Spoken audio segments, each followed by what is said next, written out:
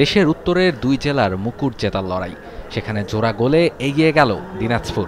পিছিয়ে পড়ে হাল না ছাড়ার মানসিকতা দেখালো সিরাজগঞ্জ। নির্ধারিত সময়ে সমতায় ফিরল যমুনা পাড়ের দলটা। তবে ফাইনালের অতিরিক্ত সময়ে গিয়ে আর পেরে উঠল না তারা। প্রথমবারের মতো জাতীয় ফুটবল চ্যাম্পিয়নশিপ শিরোপা জিতল দিনাজপুর।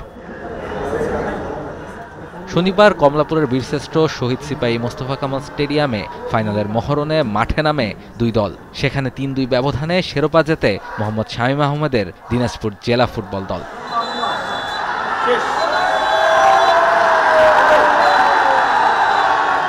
আমার মনে হয় আয়োজনটা সফলভাবে বাফুফে আয়োজন করতে পেরেছে এবং এবার যেহেতু শুরু হলো, সামনের দিনে আরও ডেভেলপমেন্টের সুযোগ আছে এবং এটা আরও যত বেশি ডিপ ডাউন করা যায়, যেটা আমি বললাম যে উপজেলা পর্যায়ে, ইউনিয়ন পর্যায়ে থেকে, তাহলে আরও বেশি ট্যালেন্টগুলোকে আমরা পাবো এবং যত বেশি খেলা হবে এটা সোসাইটির জন্য বেটার এবং ফুটবলের টোটাল ইকোসিস্টেমটা বিল্ড করার জন্য গুরুত্বপূর্ণ। সব মশার বিরুদ্ধে সুরক্ষা দিতে এলো বসুন্ধরা এক্সট্রিম অ্যারোসল। মশার বিরুদ্ধে এক্সট্রিম সুরক্ষা। কিছু চ্যালেঞ্জেস ছিল যেটা আমি মনে করি অনেক ভালো চ্যালেঞ্জ আমাদের জন্য। যে অনেক খেলা ডিস্ট্রিক্টে মাঠে খেলা হয় নাই, মাঠ ঠিক ছিল না।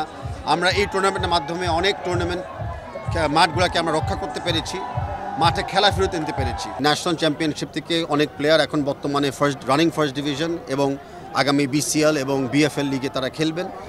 আমরা বিশ্বাস করি যখন আমরা ডিস্ট্রিক্ট লিগটা চালু করে দিব, এই প্লেয়ারগুলো ডিস্ট্রিক্ট লিগেও তাদের ক্যাপাসিটি এবং কোয়ালিটি এরা দেখাতে পারবেন। বা সবচেয়ে বেশি ভালো কাজ যেটা হয়ে যাচ্ছে যে ইয়াং পাইপলাইনের ভবিষ্যৎ প্লেয়াররা ইন্সপিরেশন পাচ্ছে। জমজমাট এই ফাইনাল শেষে রানার্স আপ দলকে দেয়া হয় ৩ লক্ষ টাকা পুরস্কার, আর শিরোপা জেতা দল পায় ৫ লাখ টাকা।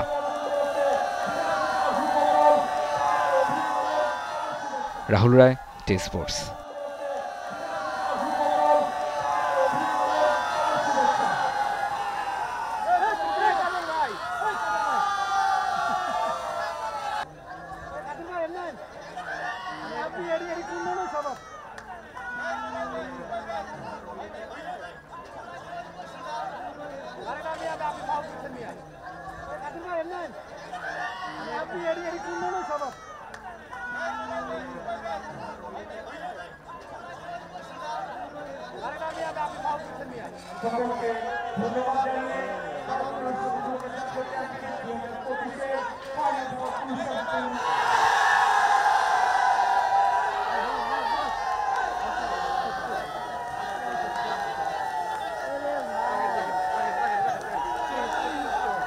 For more updates, subscribe to our YouTube channel and click on the bell icon.